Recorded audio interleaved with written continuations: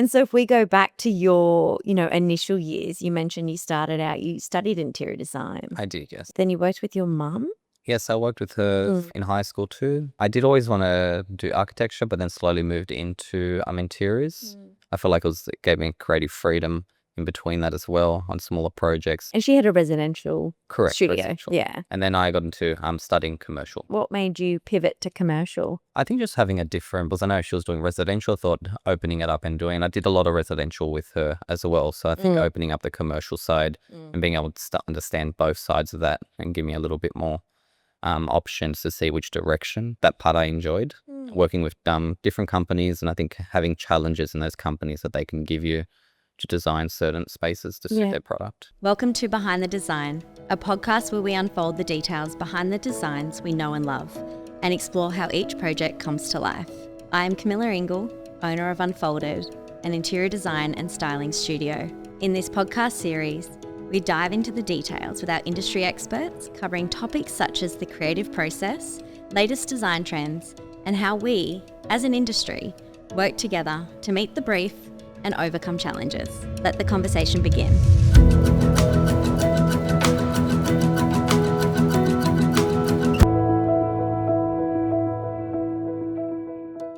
Dimitri, welcome to Behind the Design. No, thank you for having me here, Camilla. It's so good to have you on. So we caught up recently. I've been following you for many, many years, furniture designer and maker. Yeah. Tell us a little bit about your business. So as a director of Dimitri Vargas, I take care of all designs, prototyping and manufacturing. I do have a team with me as well. I do try and bring into the design or into the company, pushing the boundaries of what furniture can be and what I can do as a maker and what the team can do as well. I also try and push to make it all Australian made. And as a company, we do bring functional art pieces. I do have different services in the company for clients to see. They would be, so they can choose from pieces that I do have available at the moment. Like in stock or? In stock, on not complete, like the designs I have, say, on available. So I do have a range that people can choose from. All of those pieces, they can be customizable to suit your space. So as you know, all designers now, they want something custom for their space, and all those pieces can be changed in size and material. And then a lot of clients now do want something custom as well. So they will give me a package of, say, a floor plan, images, and sometimes a budget, which does make it easier. And I can design something custom for the space that they have. If I just dive into Australian made quickly, I just find it so interesting discussing this type of thing with suppliers or manufacturers. What would you say are the benefits of Australian made and or the disadvantages, let's call it? Benefits, I believe, depending on timeframes and how busy a company is. Or say myself, sometimes I can get something out quicker. Sometimes they do take longer if larger projects are on at the moment. So I feel like you could get that done quicker. I feel like you can customize your pieces a lot more, getting something made in Australia, because you can deal with the designers, the makers, and you can go and look in on the project as well. So you know what's happening and when it's happening. So I think more transparency while working with someone in Australia. And it's all under one roof. Correct. With yours, isn't it? It is. Yeah. We do all the timber work. We do the stone work as well. We do outsource when we do need to, when we don't have large enough machines and projects are too big. But slowly we'll move forward to trying to accommodate for that. That'll definitely be something, but bit of a goal. It's a goal, yeah. That's really cool. And so I guess, the reason I ask is because I've heard, in the industry and along my journey, a lot around pricing can be quite challenging when it's made in Australia. So a lot of what I find is my clients and even just general public, everyone has this ambition to source Australian made because obviously it feels better and it's sort of ethically better. But then when it comes to budget, it can be really challenging. Definitely, yeah, I definitely see that. I think definitely making pieces in Australia are expensive. The time that you have to put forward and trying to give a good quality product to a client, every day that you're on that piece obviously changes the price. And you don't want to put something out there that you're not happy with as well. So I guess because they are custom, there always are new challenges in the project. Different if we were making something that's repetitive and making a few thousand or something, that's something that can be made over. A bit more in bulk. in bulk, and you know what's going to happen with those projects. Once, say, a system is set up to make a large amount of pieces, the price will come down dramatically because you know all the processes involved. Of course. And yeah, I guess that's the benefit, like you say, of you overseeing as the director and the creative. Since you started it, Yes, you oversee everything. of course, before everything goes out, and I do take the deliveries as well. How many days a week do you work? Sometimes 7, sometimes less, depending on what projects and installs we have. It does vary in between. I think I'm doing a lot better this year with that as well. I'm trying to reduce the amount of time that I do put in and trying to let go a little bit and have more trust in the team to do what they need to do. How do you find that? Delegating, trusting? It's definitely hard, definitely hard. But I'm learning to get used to that. I think that's something to learn to with growth in the building or in the company. It's something that needs to be learned. Yeah. To let go. It comes with scaling, doesn't it? Yes. Yeah. It's sort of a must-have. It definitely is. Yeah. But I'm learning. I'm still getting used to that part of the business. And so if we go back to, you and I spoke about starting, both of us started our businesses off the back of COVID. You did, yes. Or during that year, 2019. Yes, end of the year. Yeah, end of the year. And 2020 was COVID, wasn't it? March 2020. Yes. Yeah. So tell me about that time for you. Where were you coming from? What were you wanting to develop? So at that time, I was still doing commercial interior design and running my own company there, designing restaurants and cafes and doing shop fits. As we all know, you weren't allowed to go out. Restaurants and cafes did slow down completely and we were all stuck at home. So I was stuck at home and I can't just sit down and do nothing. So turning the garage. There's no twiddling your thumbs. No, just hanging out. I was just eat me alive, just being and doing nothing. So I turned the garage, or half the garage was half was the storage, 3 by 3 meters into a little workshop at home. It's a decent size. 9 square meters. I had to think 5 machines in there. I had to roll everything out every morning. Yeah. And work in there. But it was a good start and it's what needed to happen. Yeah. And then I had no excuse. I wake up in the morning, knew what I was doing, but couldn't do anything else. So it was working in there. That's where I created my first pieces and did a lot of testing, a lot of it's a lot of learning, I would say. Yeah, like experimenting with the product.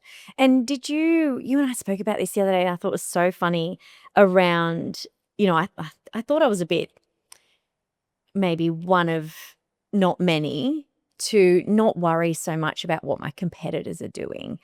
And I brought this up with you at coffee, and we both agreed that it's challenging to, when you get guided by mentors and things, competitor analysis, look at the market. I never did that. No. You never did that. No, I was just going in. It's like, I just want to build pieces. That's it. I enjoyed it. I think I was just off the top of my head. I just like, this is what I want to do. This is what I'm doing. And I just kept building pieces, kept doing that without any thought of, is it going to work? Is it not? Yeah. It's just something that I felt like doing. So natural for you. And I didn't even know any of the competitors or anyone at that moment or anyone else in the industry. And now in hindsight, do you look back on that and think, okay, I could have done things differently, or where do you stand with, that current process? Because obviously you're very successful and a unique product. I think what I did was probably great. I think I was just going in with trust that it was going to work out eventually. And that's, I think, a great thing. The first year I didn't sell any pieces, and I didn't even think of that was a bad thing. I just kept making piecing, having trust, and then booked in 2 shows, one in Melbourne and then one in Sydney, back to back in 1 year without even thinking about it. And just like, no, it's got to work. This is what I want to do. So good. And do you enter into those shows?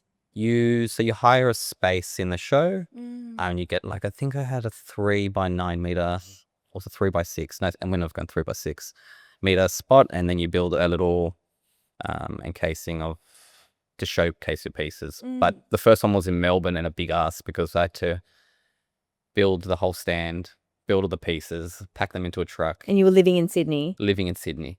At that stage, we did move to our first factory, so we were in between doing that, so it wasn't too bad. I did have some people to help, but doing that and having to go all the way to Melbourne, then set up there at Melbourne, and then take your piece, take all the pieces, and then do 3 days of talking to people. And then on the last day, we had to pack up the truck, and I would finish at 12 in the morning, and then next day drive back, and then uninstall everything back into the factory. So it was a really Ready to go for just another normal day. yes. It was a crazy year. And then I think 4 or 5 months after, I had another one in Sydney, which I probably shouldn't have. That's where I saw you for the first So that time. definitely was a great time. Yeah. You should have done it. Again, in hindsight, when you reflect on that, it was worth it. No, definitely. I Yeah. think that's where I did meet a lot of people. We met on the second one. Exposure. And definitely exposure. Meeting the right people, I think, is a big thing in the industry. Yeah. And that's so, like, doing a show like that's so relevant, right? Like, there couldn't be anywhere more relevant for you to be No, in terms of buyers and, you know, To get into consumers. Yeah. I think before that, I didn't really know who was in the market, who were the designers, and I think from doing that, it kind of opened that part up. Yeah, definitely. And so with your creative process then, you know, with your current team, you've obviously gone from solo artist, let's call it, in a garage. Yes. Classic story. That's the only way to start. Yeah. To now where you are. And how many team members do you have, I do have including warehouse? including warehouse, we have about 5 of us, including myself, on board, and then I use other contractors in between as well. For different, so we get glass work. I did get a different company to do Yeah. that. Brass work, but we do try and work on all those pieces as well. So we do some of the brass work ourselves when they're small enough and need to. But it's about 5 of us. Okay. So pending scope, you might source consultants, let's call it, or not even consultants, Or just the contractors. other companies that Yeah. can help out. Not so Yeah. much other people in, but there are other people that can come on board. Sometimes it might be more, it might be less. It just depends on how busy the period is. And specialists in what they do so that you can be confident in delivering Exactly. that product. Yeah, that's so cool. And so with your current range then, how have you diversified? Because you've obviously started with some smaller pieces. Like, did you start with the side tables or the dining tables, or? And I started with side Yeah. tables, and I think it was, now that I think of it, I'm glad that I did, because It's so recognizable. Everyone's It's like, that's a Dimitri Vargas product. Great. no, it worked out well without even knowing it. I think doing the side tables was a great way to show a new design. It was the smallest amount of, what would you call it? Investment into a product that you can put while still showing that you Yes. can make that type of piece. So now from those pieces, someone will see a side table and say, I like that side table, but I want it in a dining table, or I want that in a wall unit. From me building so many side tables, it works out in that way, where it allows me to put more designs out with having little space and a quicker turnover of being able to build more pieces and a budget as well. And as well as that, having stylists, they can take them for shoots a lot of times too. So having bigger pieces, people don't take them as much. Yes. A lot of the pieces that I do have are heavy, so still the side tables are always still capable of moving them, where the coffee tables and dining tables, they weigh 400 or 500 kilos, some of them. So Wow. they're not going to be taking a big It's piece. not just a quick pickup for a styling job. No. A lot of times I say, we want that piece. I'm like, okay, it weighs 400 kilos and you need this many people. And then some pieces never get picked up because they're too heavy. And so then how do you manage delivery costs? Just out of curiosity. I do cater for a certain amount of people in. So I did have a project not long ago, I'm not sure if you saw that large dining table that I did. So it was a 4-meter dining table completely out of oak. Oh, wow. 4 meters by 1.4. What and project was that? Was it a private job or was a it? private job for a Okay. retail client. Okay. For a retail client. Okay. And Interesting. the project, that piece was about 500 kilos, 550 kilos. And we had to install it into the space too. So I had 10 guys. As in the base separately to the and the top. legs. The legs, yeah. But the piece itself, walking it in even with 10 people, we probably needed 12. And then we had to make custom straps to make sure that we can pick it up, walk it in. And then with that project too, I didn't want to have bolts underneath. So we had to elevate it to put all the fixtures underneath the actual feet. So once you put it down, it was Yeah. quite consistent underneath with no fixings. And then how, with something like that, do you put like a really nice padding at the base so that it doesn't? No, we definitely do need some sort of. Yeah. We can't put the timber or the steel straight to the ground. And was that, you know, just my mind goes straight into the weight of that.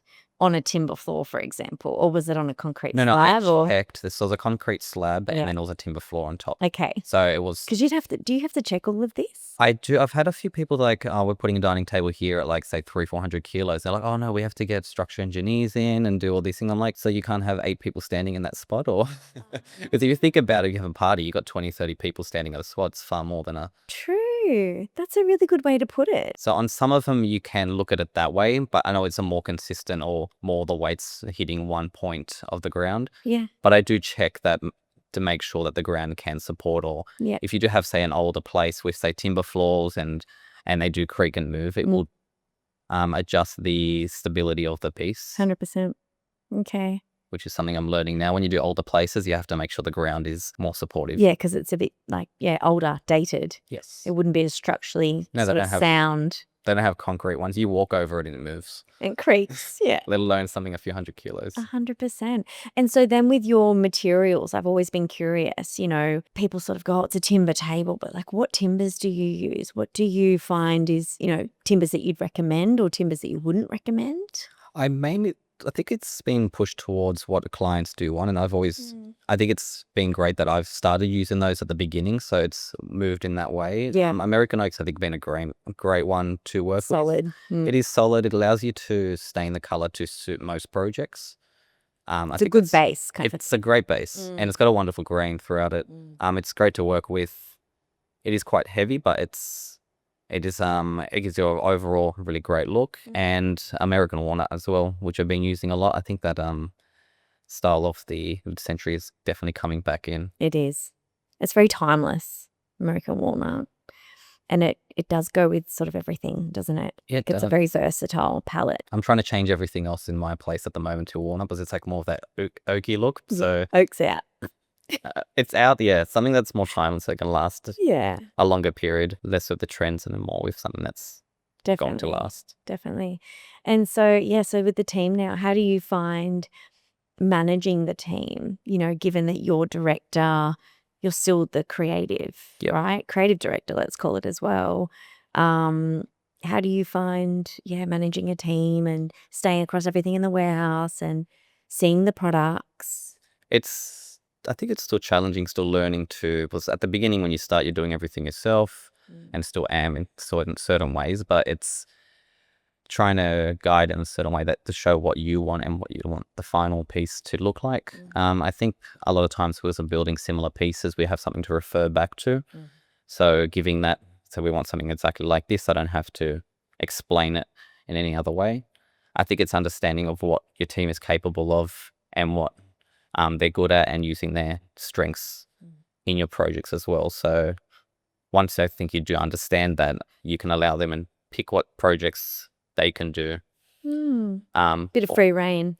Yes. And it's trusting that they know what they're good at, letting them be in their lane, not micromanaging any No, of it. and then being upfront with it as well, and then being saying, I'm good at this, no, I'd rather do this. Or Yeah, interesting. Yeah, so that's quite a lot of not just trust, but it's quite a lot of sort of when you delegate and you just kind of hand it over.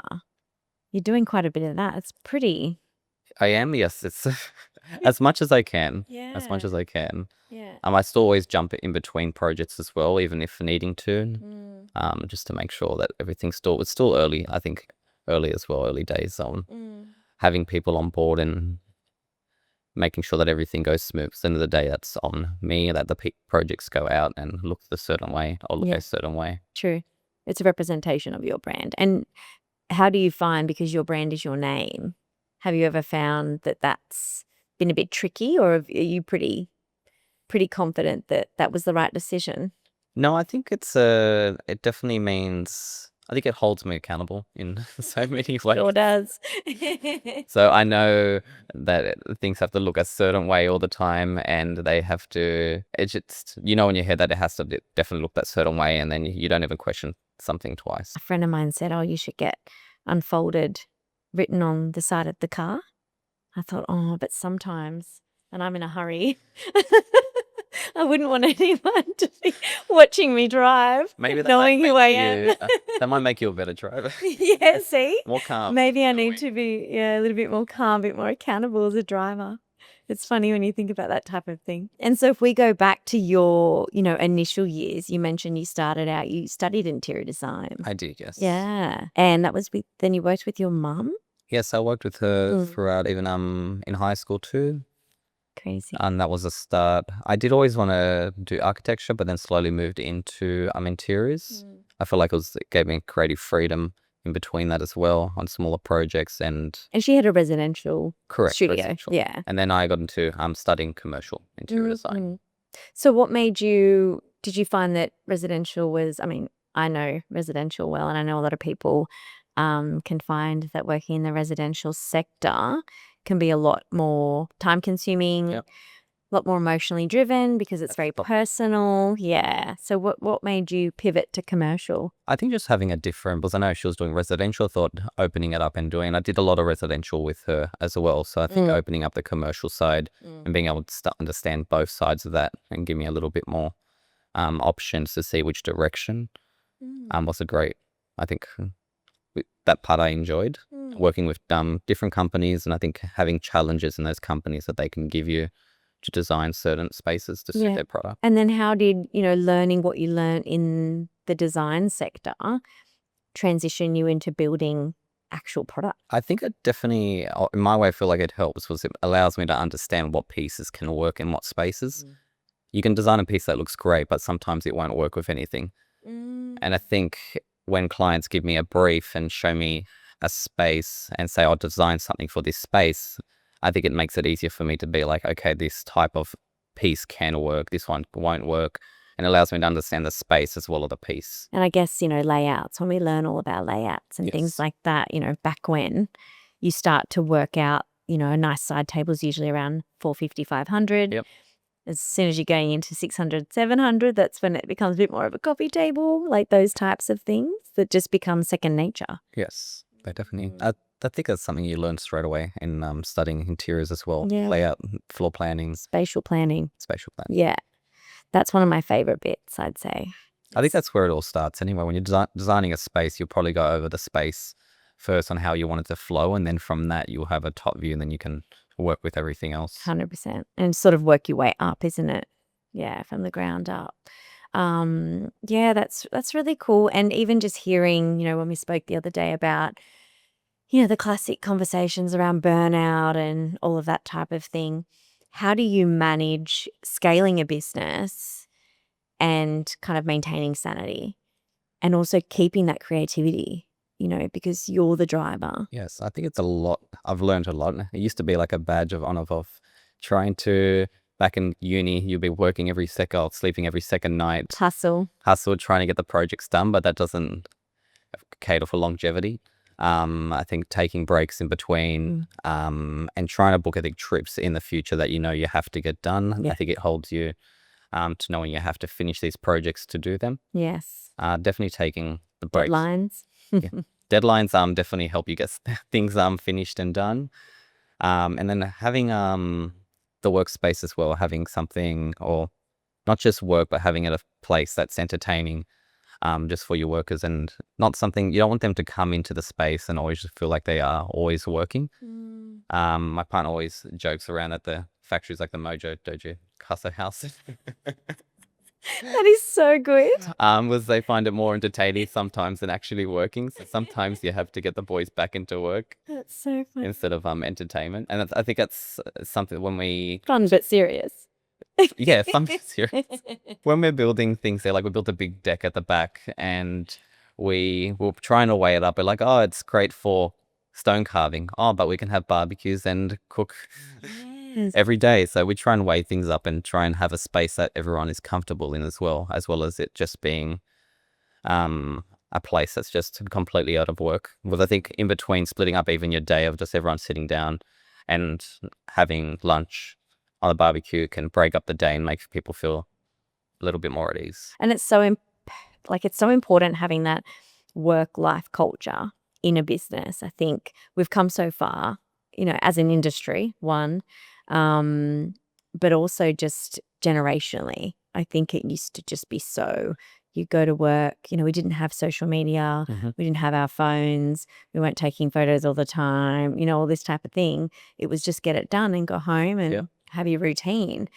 But now I know, I had a friend say to me last weekend, the long weekend, make sure you take a break and make sure, take some time off work. But I'm thinking, yeah, if I didn't like what I did, You would. it would be such a struggle to spend the Easter long weekend kind of like, not at work. But for me, I see it that, some of my staff were off over the Easter breaks. They've got kids and everything.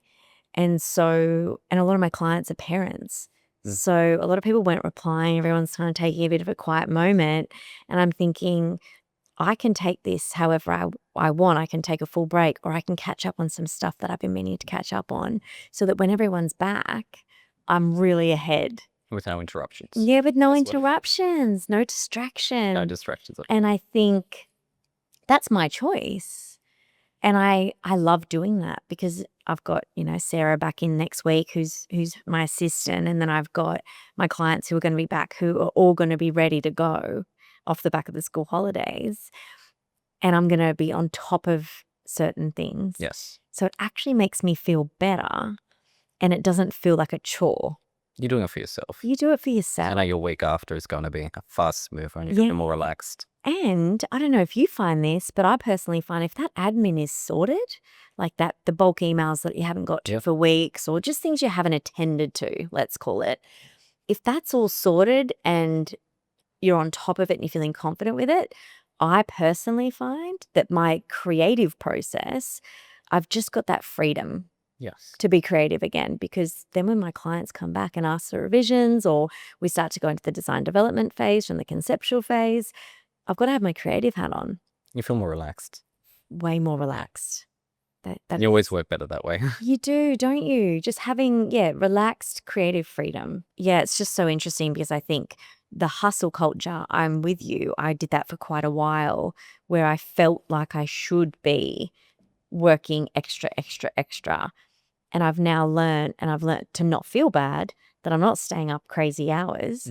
But yeah, on a Tuesday night, I might work for 2 or 3 hours, but my Wednesday is going to be amazing because I've done that. Yes. Because like you say, no distractions, it's quiet time. And it's just working what's good for you.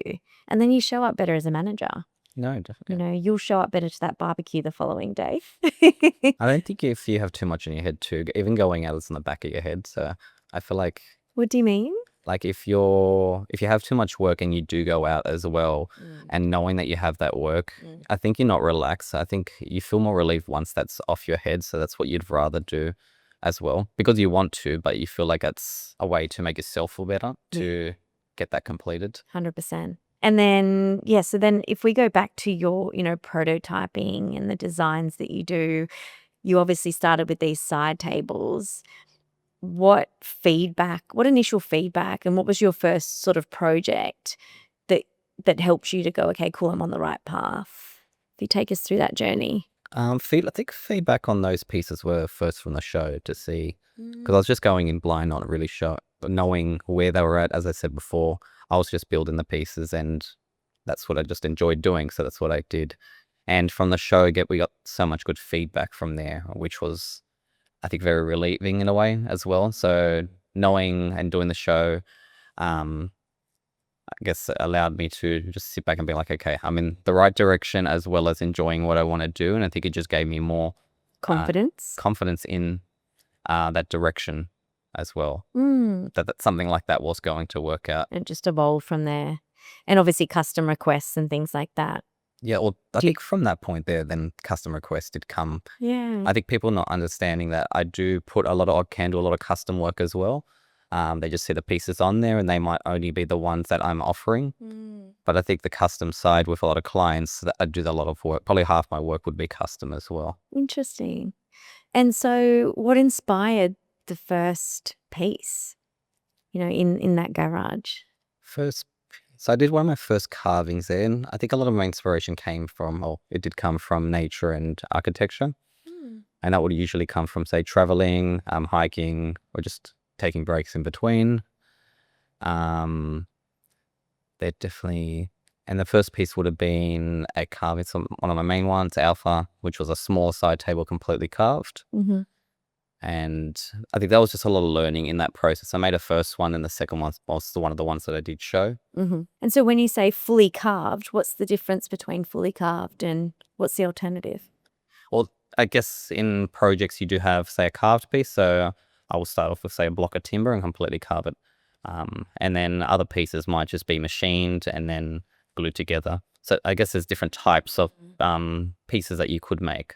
But I would say the carved ones are more sculptural and more functional art compared to something that's more of a furniture piece. Yeah, because you can see that on your Instagram. I think you shared a video the other day and you had what's the mask called? Oh, The plastic or glass. yes, I definitely need one of those.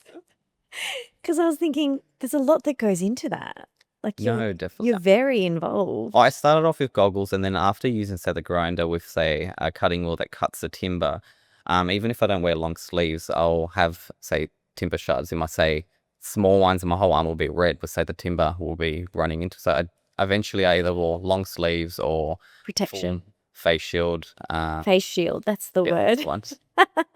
Because I saw in your video the other day, and I thought, yeah, you're so hands-on still. It's so cool. Yeah, no, I think I enjoy, and that's what I'm trying to push to do more. I think I'm trying to clear up a lot of work so I can have time to do those things. So I remember speaking with one of my first guests, maybe a year ago now, around being in the business or working on it. And you've got to get to that point where you're on it. You know, in it is, as you say, picking a few key things that you're in. But as an owner, to scale, you have to be on it, you know, otherwise there's no one else doing that. No, you can't rely on that. No. And you can't, unless you know, maybe got a business development manager or something like that. But, you know, how big do you want to go? I think that's a big question on where your direction is as well in the company and where you do want to go. Because once you get to think too big, then you can't really overlook all the pieces, and you can't overlook. It's just, I feel like it gets to a point where you probably will start not enjoying it, and it's more of a business than something that you like creating. So I think having it as a smaller team, that pieces that you can overlook, is something that I would rather be at. I'm with you on that. Because those types of conversations come up quite a lot with, you know, family, friends. Oh, you've got staff, you know, how many more staff do you want to get and how big does it want to be and all that type of thing. And I often just sit there and I think I'm so content with where things are at, especially because I've got the podcast. Yeah. You've sort of got two jobs in a way. So feeling as though I think the sweet spot is that middle ground of going, I feel supported in that role. I feel supported in that role, meaning unfolded and then behind the design. And I can work a little bit on the business. It's really nice. I just want to stay here just for a little while, you know? Understand. Rather than overdoing it and spreading yourself too thin. And I think you have to enjoy the process in the moment as well throughout. yeah, be present. Yes. And so how do you work? This is more on an educational piece. How do you work with retail versus designers? Would you say that that process differs quite a bit? Have you got quite good relationships with? I would say it's definitely a different. I feel like the designers take care of a lot of the details. So if you're working with a designer, they will come to you and be like, "Yes, we want this, and this," and then they know what they want. The brief is clear. The brief is clear. They've already spoken to their client. They've already gone through all the details. It's more straight to the point. There's probably dimensions. Everything's there. They already told the customer, you can't do this, you can't do this. It's in this finish with this stain. This is all that's going to look good and we're only doing this. They've done all the convincing. They've done all the selling. Exactly, all the harder work in between. So it works out great like that. But I feel like sometimes working with retail gives you different freedom as well. So you'd work on different projects, and I think it's great working with the actual client as well as that. Whereas you feel like you're building it exactly for them. But obviously you're building it for the designer as well, was that's their project. It makes so much sense when I hear you say it. I'm thinking that's almost for us, as much as the designer is a client of yours, our clients like to know, well, if Camilla at Unfolded is going to meet with Dimitri Vargas, like, why? Why are we doing this? What is the outcome here? Why are we going custom over sourcing something off the shelf? All those types of things. So it makes so much sense to hear that the brief is super clear, because to incentivize a custom product with a client, you've got to be so clear Yes. on why. Because it's money, Mhm. it's design, it's a bespoke piece. What is the aim for that? And typically I find it's the larger pieces in the home, like the dining tables and particularly extendable tables. We've been looking at quite a bit because I've got a lot of clients who like entertaining, but they may not want to have A big space at the moment too. So they're limited by space, but also they don't want a 12-seater dining table taking up the entire dining room. They want to know that they can sit comfortably as a family of 8 and extend when the extended family comes over. And then we look at, stackable chair designs and all those types of things. But to convince a client on, okay, let's go for this custom side table, it doesn't surprise me that we would need to have that real detailed brief ready to go for someone like yourself. Which is kind of cool. But then I love hearing that the retail sector would offer you that freedom, because they come in a bit kind of unaware, right? Yeah, no, they definitely do. And I think Guides me kind of. which is great. I enjoy that as well. Yeah, It's still a small part, but I have had a lot of great projects from that. One of the clients, they did have a chess table set that they got from overseas. No way. And then I built a whole chess table around that, which was a really great project. I enjoyed that one as well. It was completely carved out of a solid block. And that I'm doing the design now for the chairs to go with the table. Okay, this might sound like a silly question. Chess tables or chessboard, do they have a magnetic thing in them? Have I seen them with a magnetic thing before, where the chess pieces are like on magnets as they go along I the haven't board? seen. Like, I believe they probably do. yeah, but that would be far-fetched for you, right? Oh, you can create whatever you want. It's custom. We do add magnets into our pieces for certain parts that are needed, where we don't want to show fixings or anything. Yeah. Okay. Being able to do that where you can router at the bottom of a board, adding magnets throughout and put magnets into pieces, it's definitely something that's capable. Maybe I've just provided our listeners with. How much can someone pay for a chest to be Yeah, set? that's it. A bit of a custom idea. Exactly. It's a cool idea though. No, definitely. So that's exactly why having someone like you on the podcast is such a good conversation, because there's so much that the average listener wouldn't think of, that you could make and that you could craft. But that's a perfect example of something. I think it's just having time to do it too. There's so many ideas that you want to do, but it's the time to be able to build them. 100%. Yeah, lead times and. Even for myself, there's the heaps of pieces making time. Making time for new projects and putting that out there there's so many exciting things that I would like to try in between, but you have to make the time in between projects. Sunday night. Yeah, Sunday night. 11 p.m. And then for you, off the back of, the growth that you've had to date, and obviously you're quite highly regarded in the industry, what's your 5-year goal? Like, where are you headed? Are you sort of wanting to continue this path, or have you got a few grand plans, or is that something I think the path, instead the way I'm going is great. As we said before, enjoying the process and not getting overly big in that way. Having more freedom to do more and bring out more prototypes would definitely be something. And then moving into other areas, or say maybe even interiors is an option. As I did say, I did like architecture as well. And it might be something that can dive into in between designing in that area. And I am bringing out more custom joinery pieces now too. So that will be coming out in the next few months. Almost finished a project for a client on that one there. Was that the one that you were showing me the other day? Yes. Yes, beautiful. And again, that's a perfect example. I wouldn't have thought someone like yourself would have that capability, but it's classic. Of course you do, because of your background, studying design, architectural, commercial even, and now having dabbled in the manufacturing side of things, it does make sense. It does, yeah. That you're able to build something like that. I think it's just a challenge that keeps me going with that, it makes me more excited sometimes, thinking it's something capable of being done, and just going through that process and trying to work out how to make that work. I think interests me and motivates me to do that type of thing. The challenge of it all. Challenge, yeah. Yeah.